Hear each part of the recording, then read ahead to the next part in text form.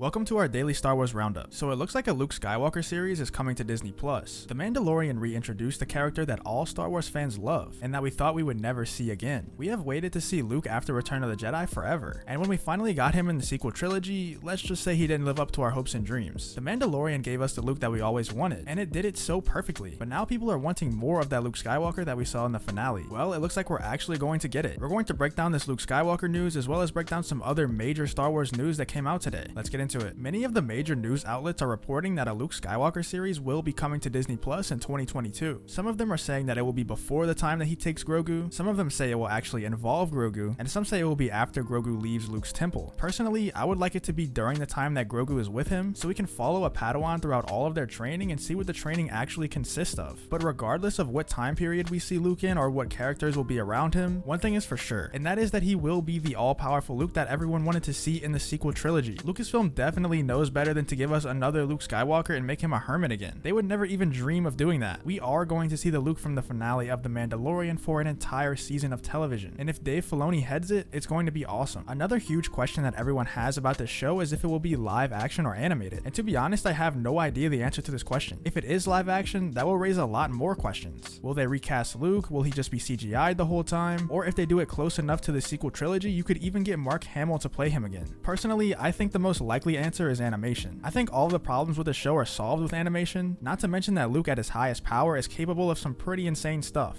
that would be very difficult to show in live action, especially with the budget of a miniseries. I want to see a series that follows the adventures of Luke, Grogu, and Ben Solo all together, and I think that if the show is animated, that this is very possible, and we could finally see the relationship that Ben and Luke had before he turned. This also gives us a chance to see Luke at his most powerful points, before the fall of his Jedi Academy. Some other major news has dropped today as well. Robert Downey Jr. is being rumored to play Thrawn in the upcoming Ahsoka series, as well as some other Filoni-verse shows. Now, this news is very confusing to me because in my head, RDJ does not fit the mold of Thrawn at all. To me, Thrawn is this ultra serious, very stoic, and also tall being. RDJ is much too naturally sarcastic to play Thrawn. Someone like Benedict Cumberbatch is much more fitting to play the character of Thrawn in my eyes. Benedict has the look, he has the attitude, and he has the energy of Thrawn that I am envisioning. But more importantly than all of that, these reports do kind of confirm that Thrawn will be the villain of the Filoniverse. If you're not aware yet of what the Filoniverse is, it's a series of TV shows that will connect for one singular finale. There is going to be one shared villain looming in the background of each of these shows, kind of how Thanos was in the MCU, and then that villain will be the villain for the finale of all the shows combined. It's pretty obvious that they are copying the Marvel template here, but it's Dave Filoni, so I trust it will be done well. So overall, this is all good news. We're going to see Luke again at his full potential, and we're going to see Thrawn as the big bad in the Filoniverse. The questions now are, how will they execute each of those things? Will they go the animated route with Luke or recast him? Will it be in the time period that Grogu is with him, or will it be before? These are all very interesting questions that I can't wait to see get answered. Now with the RDJ stuff, this has me kind of worried. I think RDJ would be an awful casting decision, and I don't say that often. Usually when I see a report for a casting like this, I would say maybe it will work, let's wait and see. But for this one, I just think it's an awful fit. RDJ just does not have the personality or the looks to fit the Thrawn mold. There are so many other people who are already in the Disney family that fit the mold perfectly, just like Benedict Cumberbatch. Please don't cast RDJ in this role, but if they do end up casting him, I'm sure they thought it through and it will be a great fit. I just think he's not the best man for the job. If you want to make sure to never miss another piece of Star Wars news, make sure you subscribe to the channel. I post a daily Star Wars news roundup every single day. If you enjoyed this video, consider checking out some of my other content and leave a like on the video. But other than that, thanks for watching the video, and I hope to see you on tomorrow's roundup.